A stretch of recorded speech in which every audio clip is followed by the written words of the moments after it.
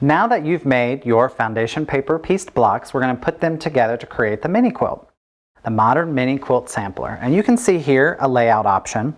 This is probably my favorite layout option. The geese are going in the same direction. The log cabin feels nice. The half square triangle feels nice in its place. And there's a good balance between the colors. So you get this turquoise teal color here, same thing here. And then these are sort of like soft and muted, so it creates this nice balance and harmony between all of the blocks. The next step is joining all of your blocks together. You can go top to bottom, you can go left to right. It's totally up to you, as well as the design layout of the actual mini quilt. So let's get started. I'm going to go left to right.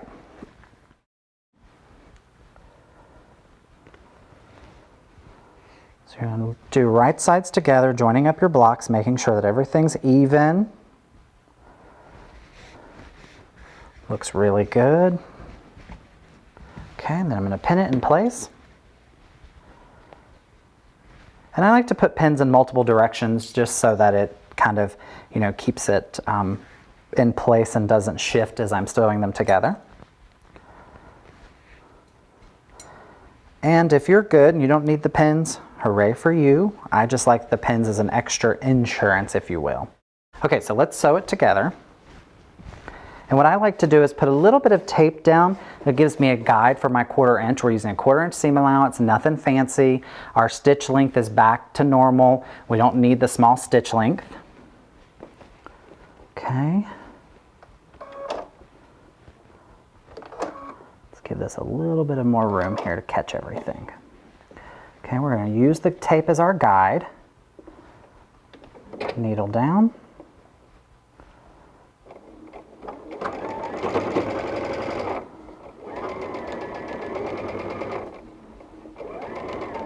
And make sure that you catch all your seams, nothing's hanging out.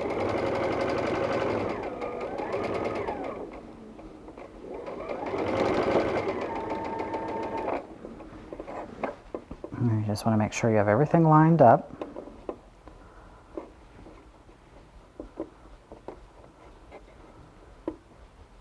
Get that last little piece there.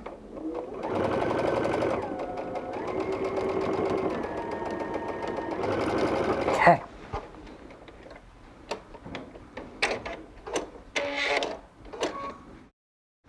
Take our pins out.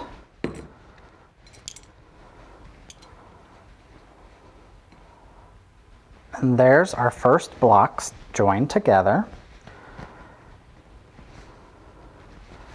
Gonna give them a good press.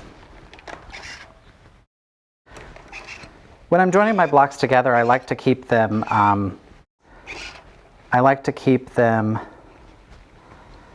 I don't open the seams until I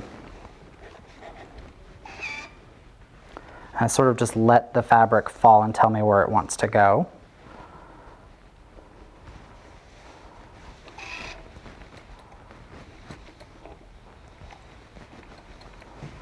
Okay, that looks pretty good. We're going to line it up to make sure we're still pretty good. Yeah, that looks great. Okay, now we're going to join these two together. Again, right to left. We're going to pin them in place, making sure everything's pretty squared.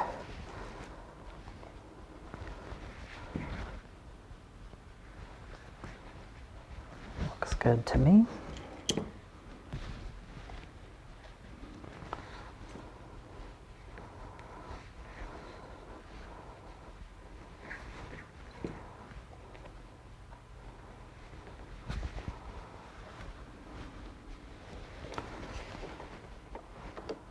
We're going to sew it.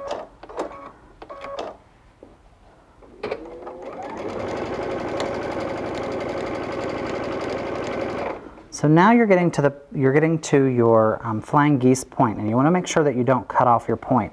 So as you're getting close to there, you want to make sure that your 1/4 inch seam allowance is perfect, so you don't miss that point up.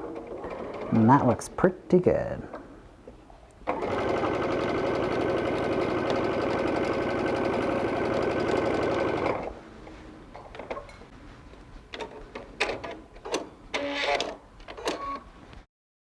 Remove our pins.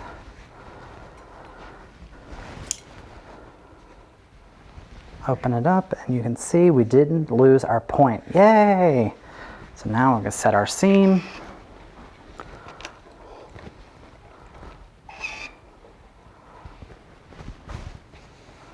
Iron this back.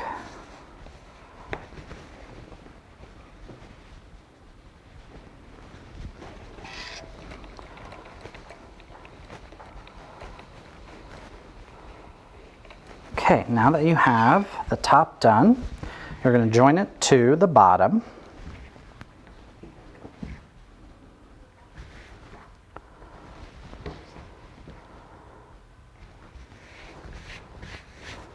Looks great. Same thing as you do when you piece your two blocks together, you're just going to do top to bottom. And this time you want to make sure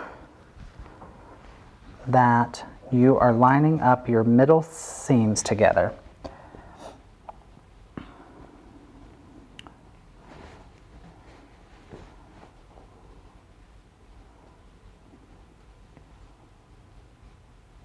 Okay, and I usually start and sandwich it, and you can feel it once you get your seams pretty nested together. You can feel that there's no space there. And you just put a little pin in it to keep it in place. And then I like to pin in a couple of other places along this seam that I'm making, and we'll take those pins out as we go.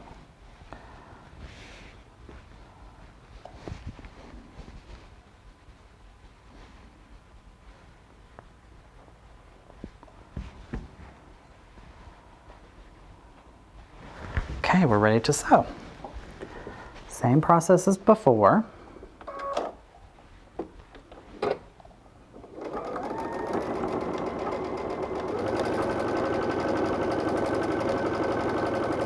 So we're getting to another flying geese intersection here, and you don't want to cut this point off either. So you just want to make sure that your 1/4 inch seam allowance is perfect, so you hit that mark there. Looks good. We're going to take that out.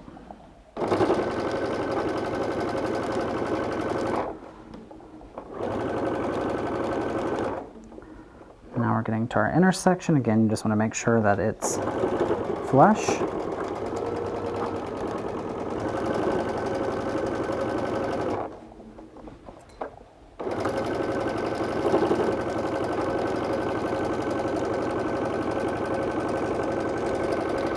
All right.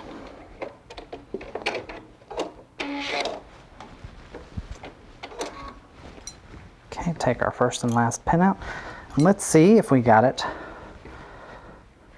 Looks pretty good. Now you just have to press your seam.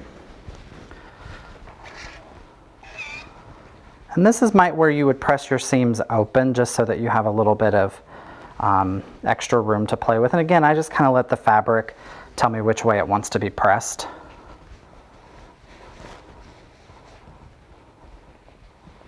Which way it wants to lay down.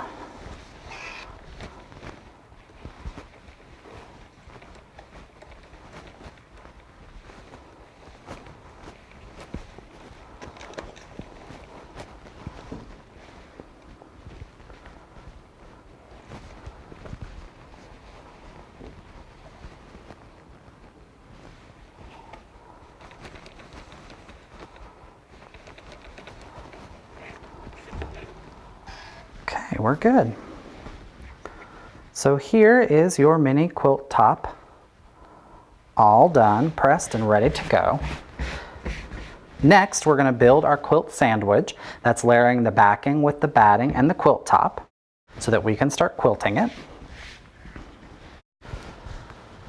And I have it already pre-cut and ready to go.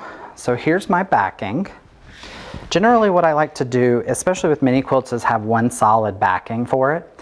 And I also will make sure that I am leaving enough room around so that I can quilt off of the quilt top itself. So give or take about 1 inch to 1.5 inches around the whole perimeter of the quilt. Same thing with your batting. This batting is just a little bit bigger, maybe the same size as the backing, and that's totally okay. And then you put your quilt top down.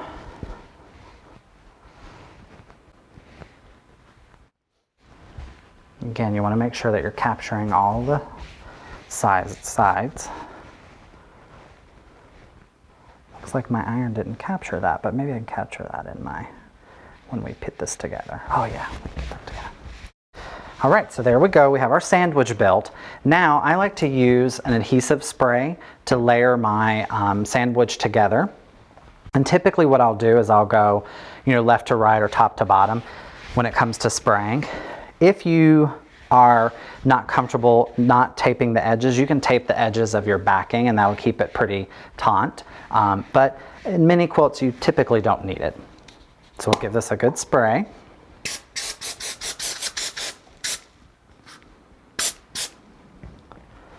And then we just smooth out the backing and the batting.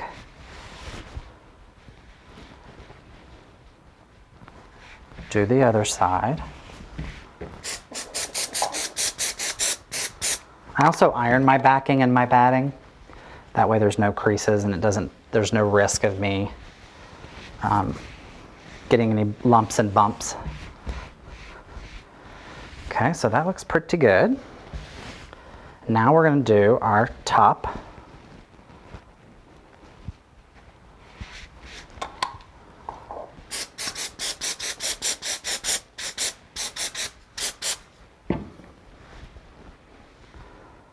Same thing, you're just going to smooth this out.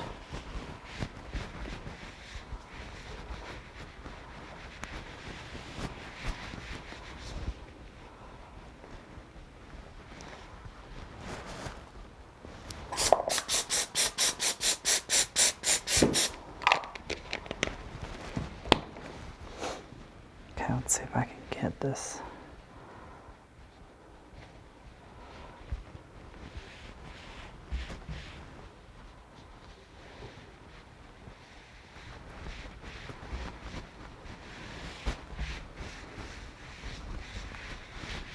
All right, and there's our quilt sandwich. We're ready for quilting. Next, we're going to go through the quilting process, how I get our quilting line started, and then what tools we need for quilting.